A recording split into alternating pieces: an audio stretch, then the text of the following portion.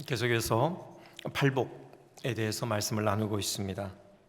오늘은 마음이 청결한 자는 복이 있나니 그들이 하나님을 볼 것이며, 이 한 절 말씀 함께 나누겠습니다. 마음이 청결한 자는 복이 있다고 하시는데요, 그 복이 뭐냐? 하나님을 배우는 복이죠. 그래서 먼저 오늘은 순서를 바꿔서요, 하나님을 배우는 것, 이것이 뭔지에 대해서, 이 복이 어떤 복인지에 대해서 우리가 먼저 나누고, 그 다음에 그 복을 받기 위해서 마음이 청결해야 되는데 그 마음의 청결함이 무엇인지 그 다음에 한번 생각을 하겠습니다. 먼저는 하나님을 배우는 복에 대해서입니다. 하나님을 배우는다고 할 때 우리 육안으로 하나님을 배우는 것은 물론 아니죠. 하나님은 영이시잖아요.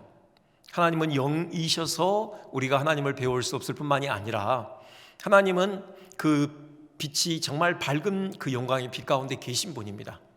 여러분, 우리가 육안으로 태양을 정면으로 마주 볼 수 없잖아요. 그랬다간 우리 눈이 멀어버리고 말죠. 태양보다도 훨씬 더 밝은 빛 가운데 계신 분이 하나님이시죠. 그런 의미에서 우리는 하나님의 그 영광의 빛을 배울 수가 없는 자들입니다. 디모데전서 6장 16절에 말씀이 그런 의미죠. 거기 가까이 가지 못할 빛에 거하시고 아무 사람도 보지 못하였고 또 볼 수 없는 자신이, 하나님의 그 영광의 빛은 너무 강렬해서 우리가 감히 그 빛을 마주할 수가 없다는 겁니다. 우리 육안으로는요. 사도 바울이 그런 경험을 했죠. 부활하신 예수님, 그 부활의 영광의 몸을 입고 계시는 그 예수님의 영광의 빛을 그가 배웠죠. 그때 어떻게 됩니까? 그만 그 순간 눈이 멀어버리고 말잖아요. 어쨌든 사도이기 때문에 특별한 어떤 은혜 체험을 했지만, 그것이 보여주는 것은 하나님의 영광은 결코 우리 육안으로 뵐 수는 없다. 그걸 또 보여주기도 해요. 그렇다면은 우리 주님이 말씀하신 하나님을 배우는 복, 이건 뭘까? 보통 본다라고 할 때 이것은 우리가 뭔가를 아는 것에 대한 가장 강렬한 표현입니다. 무슨 말씀이냐? 여러분, 영어를 보면 돼요. 영어로 우리가 안다, 이해한다, 이럴 때요, 우리가 가끔 어떤 영어 표현을 쓰냐면은 I see, 이런 말을 쓰거든요. 우리가 영어로 대화 나눌 때 알았어, 이해했어, 그럴 때 I see 그러거든요. I see 문자적으로는 뭡니까? 내가 본다 라는 그런 의미잖아요. 그런데 그것은 내가 알았다, 이해했다, 그런 의미예요. 그러니까 본다라는 것은 어떤 인식에 대한 가장 어떤 그 가장 강력한 어떤 그런 단계에서의 인식을 이렇게 표현할 때 본다, 이런 표현을 쓰는 거예요. 그러니까는 우리가 하나님을 배운다라는 것은요, 하나님을 안다라는 거예요. 그냥 지적으로만 아는 것이 아니라 정말 우리의 온 인격으로 하나님을 경험해서 그분이 누구신지를 안다, 바로 그런 의미를 담고 있는 겁니다. 우리가 하나님의 영광을 배웠다, 그것은요, 하나님 우리 가운데 영으로 와 계시잖아요. 그 영으로 와 계신 하나님의 임재를 깊이 경험하는 가운데 어떤 그분의 그 위엄에 압도되어지는 거죠. 그분의 그 거룩의 빛이 우리 가운데 비춰질 때 그분의 그 거룩의 위엄에 우리가 압도되어져요. 그럴 때 어떤 우리의 죄악들이 깨달아지고 우리 가슴을 찢으면서 통회하며 자복하는 어떤 이런 역사도 있게 되는 것이고요. 그래서 하나님의 그 거룩하심이 무엇인지, 어떤 이런 것들을 우리가 깊이 경험을 통해서 알게 되는 거죠. 때로는 어떤 심한 고난 가운데 우리가 우리의 그 아픈 마음을 어루만지시는 하나님의 손길을 우리가 경험하는 거예요. 그래서 하나님이 얼마나 선하신 분이신지를 비로소 알게 되는 것, 이때 우리는 하나님을 배웠다, 우리는 이렇게 표현을 한다라는 겁니다. 이걸 잘 보여주는 애가 욥의 고백이죠. 욥기 42장 5절 6절에서 그가 그 시련의 끝에서 이런 고백을 하잖아요. 내가 주께 대하여 귀로 듣기만 하였사더니 이제는 눈으로 주를 배움나이다. 그러므로 내가 스스로 하나고 티끌과 재 가운데서 회개하나이다. 그가 그 고난, 갖은 고초를 겪기 전과 그 고초를 겪은 이후에 하나님에 대한 알매에 있어서 차이가 있다는 거예요. 그가 평안한 중에서는 하나님을 알았죠. 근데 그건 어느 정도냐? 하나님께 대하여 귀로 듣는 정도의 하나님에 대한 알을 가지고 있었어요. 근데 그가 보통 사람은 겪을 수 없는 엄청난 시련의 그 도가니 가운데 그가 들어가게 됐었죠. 그 가진 시련의 끝에 그가 비로소 하나님을 경험해요. 그때 터져나온 고백이 이제는 내가 하나님을 알되 눈으로 배워없는 것처럼 이제 하나님을 알게 됐습니다. 이런 고백을 하는 거예요. 그 하나님의 크신 그 영광, 그 위엄, 그 거룩하심, 그 광대하심, 그 앞에서 자기가 얼마나 비천한 존재인지 그걸 비로소 깨닫게 됐다라는 거예요. 그래서 티끌과 재 가운데서 회개한다라는 그런 고백이 터져 나온 것이죠. 이것이 바로 하나님을 배우는 복입니다. 하나님의 그 충만한 그 임재 가운데 하나님이 누구신지를 경험적으로 알아가는 것, 이것이 우리에게 하나님께서 약속하신 하나님을 배우는 복이에요. 왜 이것이 복인가? 뭐 여러 가지가 있겠지만요, 이렇게 하나님을 이렇게 깊이 경험할 때 그때요 우리가 변해요. 하나님을 닮아가는 겁니다. 그러니까는 하나님의 영광에 접촉한 사람에게만 나타나는 그 영광스러운 향기가 있어요. 하나님의 영광을 접촉해보지 않은 사람과 이 하나님의 영광을 깊이 접촉한 사람과는 분명히 차이가 나게 되어 있습니다. 이 하나님의 영광을 접촉한 사람에게는 향이 있어요. 그 영광스러운 향기가 묻어 나오는 거예요. 왜요? 그만큼 하나님을 닮아가게 되는 것이죠. 내가 누구와 사귀느냐, 그것이 내 인생을 결정할 때가 있잖아요. 내 성품을 결정하고 내 인격과 내 삶을 결정할 때가 있죠. 이 사상을 잘 담아내는 한자 성어가 근묵자흑 이라는 그런 표현이 있잖아요. 이렇게 먹을 가까이 하면은 내가 검어진다라는 거죠. 저도 이제 그런 현상을 보는데, 부부가 닮아 있는 것을 우리가 많이 봐요. 그렇죠? 저도 한때는 아내와 참 많이 닮았다. 요즘은 누가 그런 말씀 안 하시는데, 처음에는 그런 말 많이 들었어요. 우리 중에도 참 부부가 참 닮아 있다, 어떤 이런 분들 우리가 보게 될 겁니다. 처음부터 닮은 사람끼리 결혼했다, 이거보다도요, 매일 그렇게 서로를 마주보고 그렇게 부대끼며 살다 보니 서로 닮아가는 거죠. 외모까지 닮아가는 거고요, 그 자태가 닮아가는 거죠. 이것처럼 우리가 하나님의 영광에 접촉하게 되면요, 우리가 하나님을 닮아가게 돼 있어요. 하나님의 그 영광의 향기가 우리의 삶에 묻어나오게 돼 있는 것입니다. 이것이 왜 중요하냐? 이것이 하나님께서 우리를 이 땅에 내신 삶의 목적을 이루는 비결이기 때문에 그래요. 하나님께서 이 땅에 지금 우리를 호흡하게 하시는 중요한 이유가 뭡니까? 우리가 이 땅에 그리스도의 피로 씻음을 받아 거룩한 하나님의 백성으로 이 땅을 계속해서 살아가는 그 이유가 뭐예요? 그것은 우리가 세상의 빛과 소금의 역할을 감당하기 위함이죠. 눈에 보이지 않는 그 하나님의 영광을 우리의 존재를 통해서, 우리의 삶을 통해, 우리의 인격을 통해서 세상에 증거하기 위함입니다. 그거 아니라면 우리가 이 땅에 살아갈 이유가 없는 것이죠. 사람은 우리를 통해서 하나님의 영광을 보는 거예요. 그분의 그 거룩한 그 향기를 우리를 통해서 느끼고 맡는 것이죠. 우리가 하나님의 영광에 늘 접촉해 있다면, 그래서 하나님의 영광을 배우는, 곧 하나님을 경험적으로 깊이 알아가는 이런 은혜를 누린다면 우리는 하나님을 닮아가게 될 것이고요, 우리를 통해서 자연스럽게 하나님의 영광의 빛이 세상에 비춰질 거예요. 그렇기 때문에 우리는 삶의 본연의 목적을 신실하게 감당하는 그런 복된 삶을 살아갈 수가 있는 것입니다. 또 하나님의 영광에 접촉하게 되면요, 우리에게 현실적으로 나타나는 유익은 뭐냐? 우리가 세상 영광에 관심을 갖지 않게 돼요. 여러분, 우리의 삶의 자리는 이 세상이잖아요. 근데 이 세상은 어떤 세상입니까? 눈에 보이는 것을 중히 여기는 세상이에요. 그렇죠. 우리가 가지고 있는 재물, 어떤 명예, 지위, 어떤 학벌, 이런 눈에 보이는 것들에 집중하는 그런 세상이에요. 우리도 자연스럽게 살다 보면요, 거기에 집중하게 돼요. 무엇을 먹을까, 무엇을 마실까, 이것을 염려하는데요, 단지 우리 생계를 연명하기 위한 그런 차원의 염려가 아니라 더 많이 갖고 싶은 거죠. 더 많이 누리고 싶은 거예요. 그런 욕망을 유감없이 발휘하는 그런 세상이죠.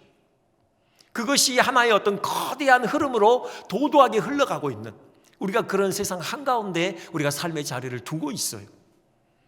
우리가 아무 생각 없이 살다 보면은 우리도 그 흐름에 휩쓸리고 마는 것입니다. 세상이 그것을 요구해요. 우리에게도. 우리가 이 탕류에 휩쓸리지 않고 우리가 그리스도인으로서의 본연의 지위를 유지하는 그 비결이 뭐냐? 그것은요, 늘 하나님의 영광에 접촉하는 거예요. 우리 영의 눈이 열려서 그 하나님의 영광을 배우는 것, 곧 그분의 임재를 깊이 경험하고 그분이 누구신지를 우리가 더 깊이 알아가는 거예요. 그럴 때 우리가 세상 영광에 마음을 빼앗기지 않을 수 있는 거예요. 막내가 이제는 좀 컸어요. 컸다, 이걸 여러 가지로 느끼는데, 한 가지가 예전에는요 돈의 가치를 몰랐어요. 그래서 1,000원짜리 뭐 한 두세 장 쥐고 있으면 정말 세상을 다 가진 것처럼 좋아했거든요. 그리고 이제 어쩌다가 10,000원짜리를 주잖아요. 그러면은 그거 이제 얻으려면은 1,000원짜리 한 2장 주면서 야 이거 2장인데 바꿀래? 그러면은 기쁨으로 바꿨죠. 근데 이제 지금은 알아요. 지금은 1,000원짜리 5장 줘도 10,000원짜리 한 장이 더 가치 있다는 걸 압니다. 5만 원의 가치도 알아요. 10,000원짜리가 5개인지를. 아무튼 그 돈의 가치를 알면은 쉽게 10,000원짜리를 1,000원짜리 두세 장하고 바꾸지 않습니다. 마찬가지로 우리가 하나님의 그 영광을 경험한다면, 우리가 그 영광에 접촉해서 늘 하나님의 광대하심을 보는 우리가 그런 삶을 산다면요, 우리는 이 세상의 탕류에 휩쓸리지 않아요. 아무리 말해줘도 몰라요. 아무리 세상보다 하나님이 더 가치 있고 더 존귀합니다, 아무리 말해줘도요 귀에 안 들어와요. 눈에 보이는 것은 세상이기 때문에. 근데 우리 영의 눈이 열려서 하나님의 영광을 배우면은 게임 끝이에요. 하나님의 그 영광을 보면은 세상 영광이 눈에 들어오지 않아요. 여러분, 하나님의 영광을 배우는 복, 하나님을 배우는 복은 우리가 이 땅에서 그리스도인으로서 가장 잘 살아갈 수 있는 가장 중요한 비결이라는 거예요. 우리 주님께서 그 복을 약속하고 계신 것입니다. 그럼 이제 두 번째로 생각할 것은, 그러면은 이 복을 얻기 위해서는 마음이 청결해야 된다, 그렇게 주님 말씀하시는데, 과연 마음이 청결하다는 것, 이것이 뭘 의미하는가 좀 두 번째, 세 번째 나눠서 생각을 해보겠습니다. 먼저 이건 죄를 멀리함, 당연히 그걸 의미하죠. 마음이 청결하다는 것은요 죄로부터 멀어지는, 죄로부터 정결해지는 그런 마음을 의미하는데요, 먼저 생각할 것은 하나님께서 마음을 중히 여기신다는 사실, 여러분 잘 알고 계시죠? 우리 한 번 더 생각을 해봅시다. 다윗을 선택하실 때 여러분 그 분명하게 우리에게 선택의 기준을 말씀하시죠. 외모가 아니라, 하나님은 외모를 보시지 않고 중심을 보신다, 하나님께서 분명하게 말씀하셨어요. 이것이 하나님께서 우리를 보시는 기준입니다. 하나님은 마음을 중히 여기셔요. 그 이유가 뭡니까? 마음이 우리 인생을 결정짓는 영혼의 좌소이기 때문이죠. 그랬잖아요. 모든 것 지킬 만한 것보다 마음을 지키라고 했죠. 그게 잠언 4장 23절이죠. 모든 지킬 만한 것 중에 더욱 내 마음을 지키라. 생명의 근원이 이에서 남이니라. 여러분 늘 쓰는 비유이긴 하지만, 여러분 이렇게 제트기를 날려보내는 그런 거대한 항공모함, 그 항공모함도 방향을 결정하는 것은 지극히 작은 키잖아요. 그것처럼 우리 마음이 우리의 전 인생을 결정하는 중요한 키가 되는 것이에요. 이것을 잘 보여주는 것이 여러분 우리 인류가 타락하게 된 그 계기입니다. 하와가 하나님의 명령을 어기고 선악을 알게 하는 나무 열매 따먹었는데요, 그 중요한 계기에 뭐가 있냐? 그 마음의 변화, 그것으로부터 시작됐어요. 여러 가지가 있지만 여러분 저 말씀 있죠? 여자가 그 나무를 본즉 먹음직도 하고 보암직도 하고 지혜롭게 할 만큼 탐스럽기도 한 나무인지라. 저기요, 지혜롭게 할 만큼 탐스럽기도 하다, 저때의 지혜는 좋은 의미의 지혜가 아니죠. 그건요 하나님처럼 되고자 하는 그런 지혜를 의미해요. 곧 교만과 하나님처럼 높아지고자 하는 그 욕망을 의미하죠. 더 이상 내가 하나님 밑에 사는 것이 아니라 하나님으로부터 독립해서 내 스스로 내 삶을 개척하는 그런 의미의 욕망, 그런 교만을 의미하는 겁니다. 이것이 하와의 마음에 찾아 들어왔어요. 하와가 지켰어야 됐죠, 그 마음을. 근데 그만 지키지 못하고 그 교만이 들어오는 것을 방치했던 겁니다. 그래서 어떻게 돼요? 그 열매를 손을 뻗쳐서 따먹게 된 것이죠. 남편에게도 주었고요. 여러분 이 한 사람의 마음의 변화로부터 인류가 죄 가운데 빠지게 된 거예요. 나아가서 온 우주 세계가 운명이 하나님의 저주 가운데 들어가게 된 것입니다. 이처럼 마음은 중요해요. 하나님이 중요히 여기시는 거죠. 그래서 하나님이 뭐라고 하시냐? 마음이 청결해야 된다라고 그렇게 말씀하셔요. 다시 말씀드리지만 이 마음이 청결하다, 이것은요 먼저는 죄를 멀리하는 거예요. 우리가 예수 그리스도를 믿음으로 우리는 거듭났습니다. 우리 안에 그리스도의 새로운 생명이 우리 안에 심겨졌죠. 새 생명이 시작됐어요. 그렇다고 해서 우리가 처음부터 완전히 거룩해졌느냐, 우리 마음이 완전히 깨끗해졌느냐, 그건 아니죠. 여전히 우리 마음에는요, 그 부패한 경향성이 자리하고 있어요. 그래서 우리에게 요구되는 것은 끊임없이 우리 마음이 죄로부터 정결하게 되는 이 성화의 과정이 우리에게 요구되어져요. 마음을 정결하게 하는 데 있어서 가장 중요한 비결이 뭐냐? 물론 그것은 예수 그리스도의 피죠. 예수 그리스도의 피로 우리 마음을 늘 씻어내리는 바로 이 과정이 우리의 삶에 지속적으로 반복되어야 해요. 그 스가랴 선지자가 이런 예언을 하거든요. 13장 1절이죠. 그날에 죄와 더러움을 씻는 셈이 다윗의 족속과 예루살렘 거민을 위하여 열리리라. 여러분, 죄와 더러움을 씻는 셈이 뭡니까? 바로 그리스도의 보혈의 셈이죠. 로마 군인이요, 십자가에 달리신 예수님의 옆구리를 향하여 창을 찔렀습니다. 그때 그 옆구리에서 피가 터져 나왔죠. 그리스도의 보혈의 셈이 터져 나온 겁니다. 여러분, 그 그리스도의 보혈이 우리의 마음에 부어질 때 우리 안에 여전히 남아있는 이런 부패한 죄악성들이 다 씻겨져 나가는 거예요. 마음이 죄로부터 멀어지는 청결함, 이것은요, 늘 그리스도의 보혈의 피를 우리 마음에 적용하는 겁니다. 늘 그리스도의 십자가 앞에 나아가서 우리의 죄악된 것을 내려놓아야 해요. 그 피가 우리 마음에 부어져서 우리를 깨끗게 하는 이런 작업이 늘 우리 가운데 지속되어야 하는 것이에요. 또 하나는요, 우리 마음이 청결하게 되기 위해서는 바로 성령의 능력을 덧입어야 돼요. 여러분, 세례요한이 자기는 물로 세례를 주지만 예수님께서는 장차 성령으로 세례를 주실 것이다, 이 예언을 하는데요, 마태복음에는 거기에 하나가 덧붙여집니다. 한 단어가 성령과 불로 세례를 베푸실 것이요. 마태복음 3장 11절이죠. 그렇게 예언을 했어요.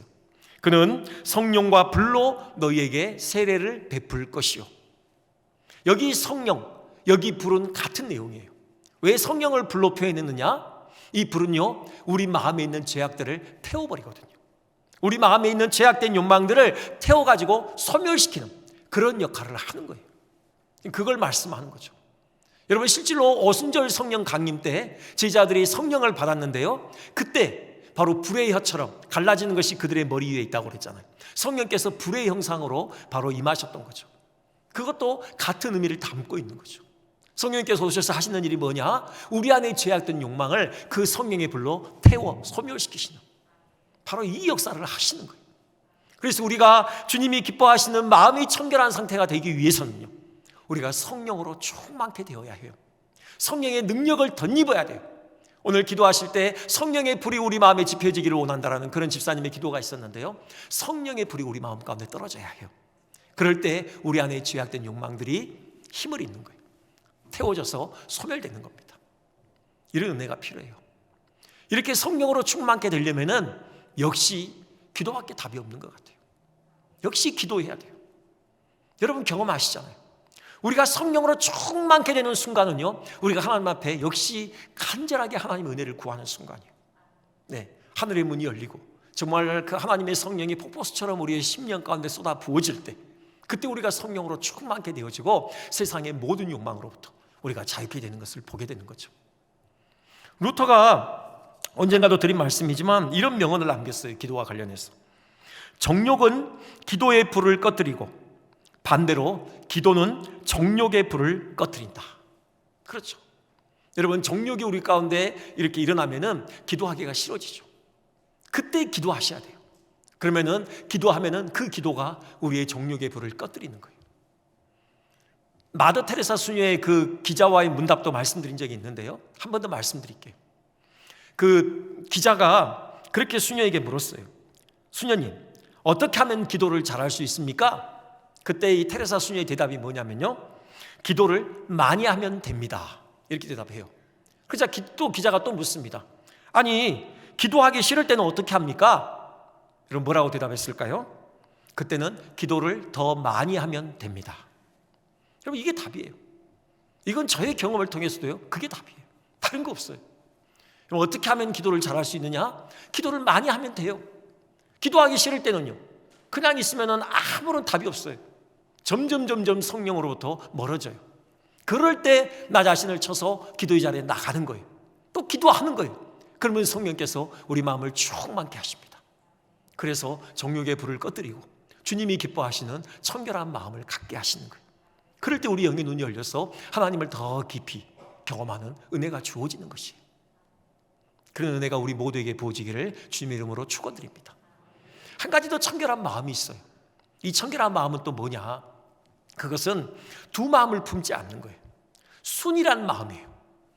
그 순전한 마음, 그걸 의미해요. 깨끗한 마음, 그런 의미에서 깨끗한 마음이에요. 그 키에르케고르라는 철학자가 있죠. 그가 이 본문을 주석하면서 이 청결한 마음을 이렇게 정의했어요. 우리의 의지가 한 대상만을 향해서 드려진 마음이다. 우리의 의지가 오직 한 대상만을 향해서 드려진 마음. 여러분, 그 한 대상이 누구예요? 당연히 하나님이죠.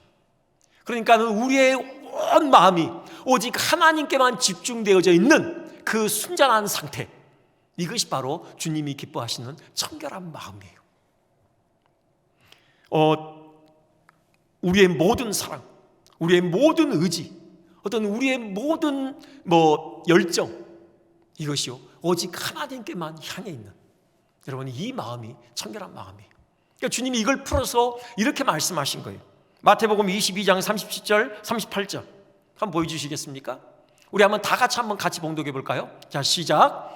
내 마음을 다하고 목숨을 다하고 뜻을 다하여 주 너희 하나님을 사랑하라 하셨으니 이것이 크고 첫째 되는 계명이요. 아멘. 여러분, 이거예요. 우리의 마음과 목숨과 뜻을 다하여 우리 하나님을 사랑하는 마음, 여러분, 이것이 바로 청결한 마음이에요. 그 사람에게는 두 마음이 없어요. 세상과 하나님 둘을 한꺼번에 이렇게 소유하기 위해서 몸부림하는 그런 마음이 아니라고요. 오직 그 마음은 하나님께 오로지 집중되어 있어요. 아까 다윗 얘기했는데요. 하나님이 사울 대신 다윗을 선택하셨죠. 그때 다윗과 관련해서 하나님께서 하신 말씀이 있어요. 그는 내 마음에 합한 자다, 그런 말씀을 하셔요. 내 마음에 쏙 든다, 그런 말씀을 하시거든요. 다윗을 늘 말씀드리지만 도대체 다윗의 어떤 모습이 하나님의 마음에 쏙 들었을까?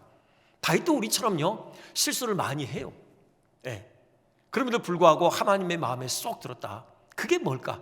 그게 뭐냐면 바로 저거예요. 그는 두 마음을 품지 않아요. 늘 그 마음이 오로지 하나님께만 가 있습니다. 전적으로 하나님을 의지해요. 여러분, 그가 아무도 알아주지 않을 때, 그가 그 이세의 막내 아들로서 그냥 들에 그 양을 치는 목동으로 있을 때, 그는 그때도 늘 하나님만을 의뢰했던 사람이죠. 늘 밤하늘의 별을 보면서요 하나님이 지으신 그 창조 세계, 그 광대함을 보며 하나님을 찬양했고요, 늘 하나님만 생각했던 사람이에요. 그가 이제 드디어 골리앗과의 싸움을 통해서 세상에 그 이름을 드러내죠. 이제 이스라엘의 영웅이 돼요. 스타가 되죠. 온갖 전투에서 다 승리함으로 인해서요 뭇 이스라엘 사람들의 마음을 다 사로잡습니다. 여러분, 그때도 다윗은요 여전히 하나님만 바라봐요. 여전히 하나님만 사랑하고요, 여전히 하나님만 의지했던 그 순이란 마음을 가지고 있었죠. 더 나가서요 이제 그가 국제적인 스타가 됩니다. 그 주변 국가 사람들이요 다윗의 이름을 영웅적인 이름으로 그 가슴에 각인해요.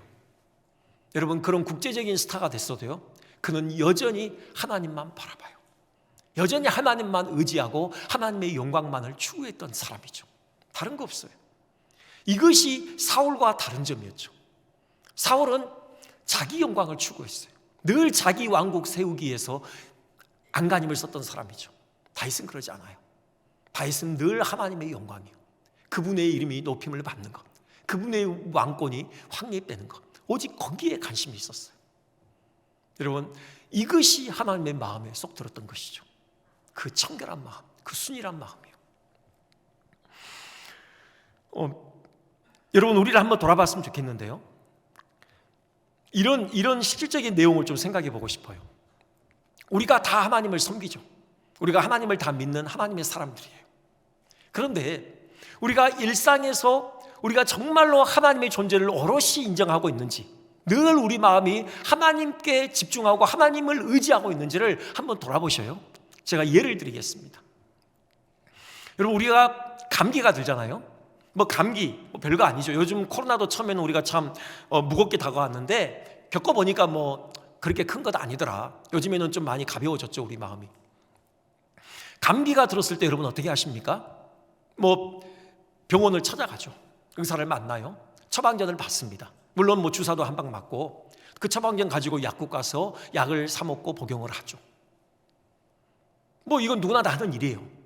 근데 여러분, 이 과정 가운데 여러분이 하나님을 생각하지 않았다면, 먼저 하나님 앞에 여러분 무릎을 꿇고 하나님의 은혜를 구하지 않았다면은 여러분, 우리는 하나님을 믿는 정당한 믿음의 태도를 보인 게 아니에요. 이것은 주님이 기뻐하시는 저 청결한 마음이 아닌 거예요. 우리는 뭘 의지했느냐? 우리는 의사를 의지했고요, 또 현대의학의 그 힘을 의지했던 거예요. 뭐 내가 항생제를 먹었으니 당연히 이 바이러스가 퇴치되겠지, 내가 주사도 맞고 이 약을 먹었으니 감기는 낫겠지, 여러분 이렇게 생각하는 것, 이것은 그리스도인으로서 정당한 태도가 아닌 겁니다. 아니에요. 뭐 그런 거 가지고 이런 작은 거 가지고 우리가 뭐 꼭 기도할 필요까지 있어? 하나님을 뭐 힘들게 해드릴 필요 있나? 하나님 뭐 더 큰 문제 가지고 하나님 이렇게 신경 쓰실 것도 많을 건데 감기 정도야 뭐 그냥 내가 알아서 하지. 아니요, 그거 아니에요. 약이나 뭐 의사를 찾아가지 말란 얘기가 아니고요, 여러분 그것은 하나님께서 우리를 낫게 하시는 수단으로 사용하실 뿐이에요. 약이 우리를 낫게 하는 게 아니고요, 어떤 의사가 우리를 낫게 하는 게 아닙니다. 하나님께서 우리를 낫게 하시는 거예요. 여러분, 이것이 두 마음을 품지 않는 순이란 마음이에요. 우리가 약을 먹더라도 하나님, 이 약의 기능이 잘 발휘되어져서 저를 낫게 해주십시오, 그렇게 기도하면서 약을 먹는 거예요. 그것이야말로 하나님을 바르게 의지하는 태도인 것입니다. 좀 더 큰 문제로 가보자고요. 뭐 정말 중병이 들었을 때 여러분 그때 어떻게 합니까? 그때 인터넷 지시죠. 여러분 정말 이 분야에 있어서 가장 탁월한 의사가 누구인가 우리 찾습니다. 그리고 여기와 관련해서 신약이 나왔다더라, 뭐 이 약을 먹으면 낫는다더라, 여러분 그런 정보 찾아 헤매죠. 그리고 그 의사 만납니다. 그 약을 사가지고 먹어요. 여러분 이것도요, 이 과정 가운데 하나님을 우리가 하나님을 향하여 무릎을 꿇지 않았다면 이것도 정당한 태도가 아닌 거예요. 여러분 뭐 갑자기 급전이 필요한 경우가 생길 수 있어요. 여러분 그때 여러분 통장에 잔고를 확인하죠. 그래가지고 통장에 잔고가 많이 있어요. 그러면은 안도의 한숨을 내쉽니다. 근데 통장에 잔고가 얼마 남지 않았어요. 여러분 그러면 그때부터 가까운 친척부터 시작해서 사람들을 이제 찾기 시작하죠. 여러분 뭐 그거 하지 말란 얘기가 아니에요. 근데 그거 하면서 여러분 먼저 하나님 앞에 무릎을 꿇지 않았다, 그럼 그것도 그리스도인으로서 정당한 태도가 아니라는 겁니다. 권력이 필요할 때 있죠. 여러분 권세자가 필요할 때 있어요. 뭔가 권력이 있으면 이 문제가 해결될 것 같아요. 그런 문제 앞에서 여러분 어떻게 합니까? 내가 아는 사람 중에 좀 이 문제를 해결할 만한 힘을 가지고 있는 사람이 있는가? 여러분 찾죠. 그리고 그 사람에게 전화하거나 그 사람을 찾아가죠. 그거 하지 말란 얘기 아니에요. 근데 여러분 그거 하기 전에 주님 앞에 먼저 무릎을 꿇지 않았다, 그럼 이것도 그리스도인으로서 정당한 태도가 아닌 거예요. 분명합니다. 이걸 신학적인 용어로 뭐라고 하냐면은 실천적인 무신론이라고 해요. 우리가 이론적으로 무신론은 아니에요. 우리는 하나님을 믿습니다. 하나님께서, 주님께서는 우리 영혼의 문제만 해결해 주시는 그런 구주가 아니세요. 그분은 우리의 삶의 모든 문제에 관여하시는 우리의 삶의 주가 되십니다. 우리의 삶에 일어나는 그 어떤 것 하나도요, 주님의 뜻이 없이는 일어나지 않아요. 그 무엇이라도 다 하나님의 선하신 섭리 가운데 일어나는 것입니다. 이것을 인정하는 것이야말로 진정으로 하나님을 인정하는 것이에요. 그렇지 않고 우리가 일상에서 하나님을 잊어버리고 그냥 세상의 방식으로 일을 처리한다, 그럼 그것은 실천적인 무신론자의 어떤 삶의 행태인 거예요. 하나님을 인정하지 않는 거죠. 두 마음을 품는 겁니다. 주님께서 마음이 청결한 자는 복이 있나니, 그때 그 마음의 청결함은요, 두 마음을 품지 않고 오직 하나님만을 전적으로 의지하는 그 순이라는 마음을 의미해요. 그건요, 우리의 삶의 매 순간순간 우리의 삶의 모든 것이 하나님의 그분의 섭리 가운데 있다, 그것을 인정하는 것이에요. 우리의 삶에 무슨 일이 닥치든 간에 하나님께 묻고 하나님께 구하고 하나님의 그 능하신 손에 맡겨드리고 그분의 은혜 안에서 우리가 한 걸음 한 걸음 전진해 나아가는 이 삶이야말로 바로 마음이 청결한 자의 삶인 것입니다. 아까 다시 한번 오해하실까 봐 의사 찾아가지 말란 말도 아니고요, 약 복용하지 말라는 그런 말씀도 아닙니다.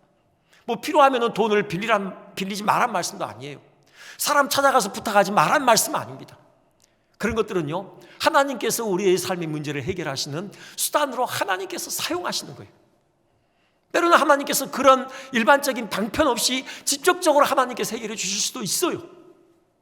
그리고 또 하나님 필요하시다면 또 그런 수단을 통해서 우리의 삶의 문제를 해결해 주시기도 합니다. 중요한 것은 무엇보다도 하나님을 의지하는 거예요. 매 순간순간 하나님 우리의 삶의 주되심을 우리의 일상에서 인정하는 거예요. 우리가 매 순간순간 그 주님과 더불어 교통하는 삶을 사는 겁니다. 여러분, 이렇게 죄를 멀리하고 또 두 마음을 품지 않고 오직 하나님만을 의지하는 그런 순이라는 마음, 바로 청결한 마음을 가진 자들 되어져서 매일 하나님의 영광을 배우고 우리의 삶에 하나님의 영광의 빛이 밝게 드러나는 그런 복된 삶 모두가 살아가시기를 주님의 이름으로 축원드립니다.